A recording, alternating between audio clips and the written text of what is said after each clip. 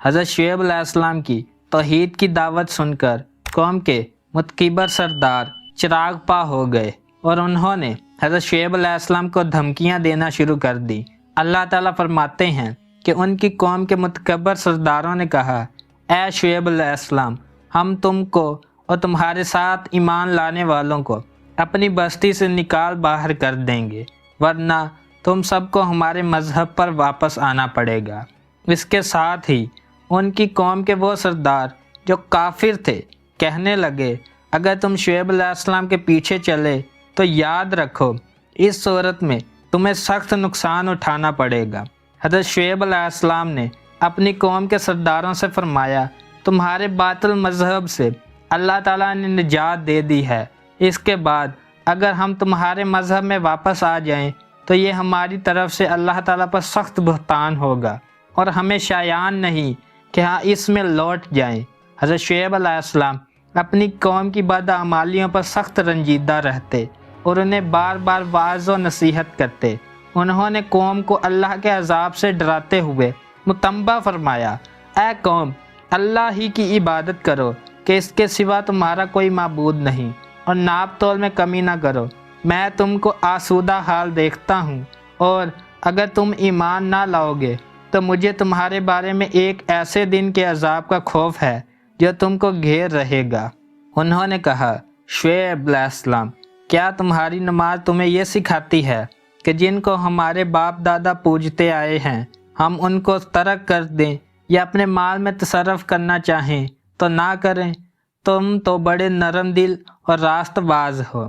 حضرت شعیب علیہ السلام نے جواب دیا، اے قوم، دیکھو تو اگر میں اپنے پروردگار کی طرف سے روشن دلیل پر ہوں، اور میں نہیں چاہتا کہ جس امر سے میں تمہیں منع کروں خود اس کو گرنے لگوں۔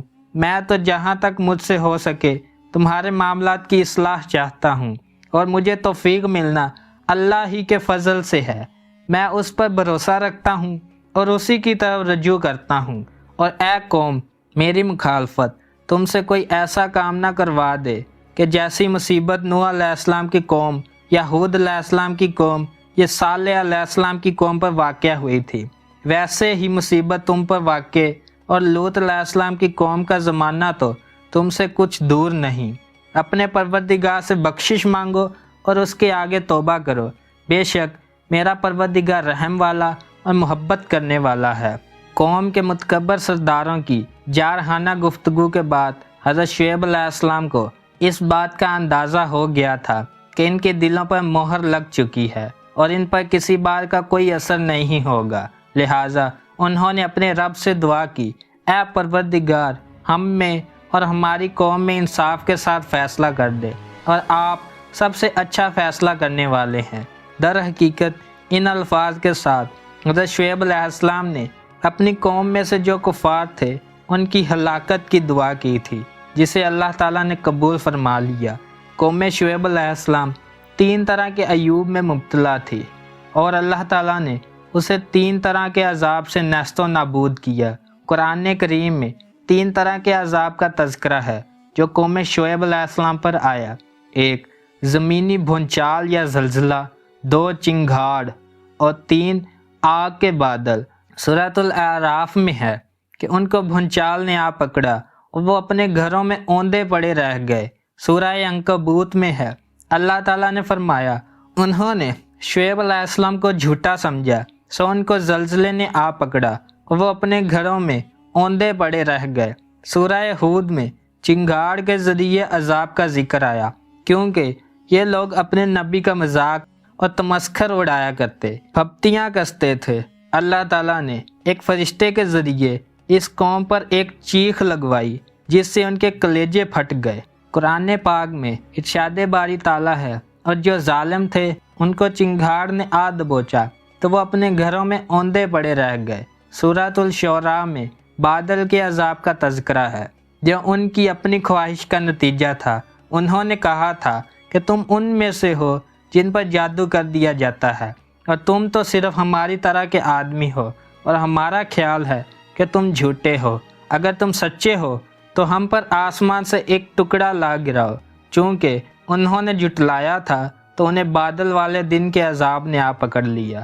وہ بڑے بھاری دن کا عذاب تھا۔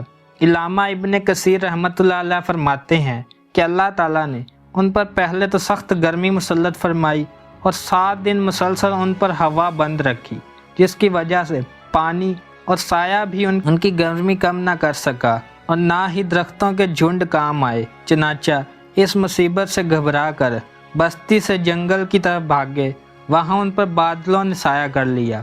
سب گرمی اور دھوپ کی شدت سے بچنے کے لیے اس سائے تلے جمع ہو گئے اور سکون کا سانس لیا، لیکن پھر چند لمحوں بعد ہی آسمان سے آگ کے شعلے برسنے لگے اور زمین زلزلے سے لرزنے لگی، اور پھر آسمان سے ایک سخت چنگاڑ آئی تو اس نے ان کی روحوں کو نکال دیا اور جسموں کو تباہ و برباد کر دیا۔ سب اوندے پڑے رہ گئے۔ قوم پر عذاب آتا دیکھ کر حضرت شعیب علیہ السلام اور ان کے ساتھی یہاں سے چل دیے۔ جمہور مفسرین نے فرمایا ہے کہ آپ علیہ السلام مکہ معظمہ آ گئے اور آخر تک یہیں قیام رہا۔ قوم کی انتہائی سرکشی اور نافرمانی سے مایوس ہو کر حضرت شعیب علیہ السلام نے بد دعا دی، مگر جب قوم پر عذاب آیا تو پیغمبرانہ شفقتوں اور رحمت کے سبب دل دکھا تو اپنے دل کو تسلی دینے کے لیے قوم کو خطاب کر کے فرمایا کہ میں نے تو تم کو تمہارے رب کے احکام پہنچا دیے تھے اور تمہاری خیر خواہی میں کوئی دقیقہ فروغ گزاشت نہ کیا تھا، مگر میں کافر قوم کا کہاں تک غم کروں۔ حضرت شعیب علیہ السلام کو خطیب الانبیاء یعنی نبیوں کا خطیب بھی کہا جاتا ہے، کیونکہ آپ علیہ السلام فصاحت و بلاغت اور زور بیان میں اپنی مثال آپ تھے۔ حضرت ابن عباس رضی اللہ تعالیٰ عنہ سے مروی ہے کہ رسول اکرم صلی اللہ علیہ وآلہ وسلم جب حضرت شعیب علیہ السلام کا ذکر فرماتے تو فرماتے یہ انبیاء علیہ السلام ایک خطیب ہیں۔ حضرت شعیب علیہ السلام نے طویل عمر پائی۔ روایات کے مطابق انتقال کے وقت آپ علیہ السلام کی عمر 400 سال تھے۔ اردن کے شہر السلط کے قریب وادی شعیب میں آپ علیہ السلام سے منسوب ایک مزار ہے، جس پر حکومت نے شاندار مقبرہ اور اس سے متصل مسجد بھی تعمیر کروائی ہے۔ یہ تھا واقعہ۔ اگر آپ کا ویڈیو پسند آئی ہے تو لائک، شیئر اینڈ سبسکرائب کریں۔ آج کی ویڈیو کا کرتے ہیں اختتام۔ اللہ حافظ۔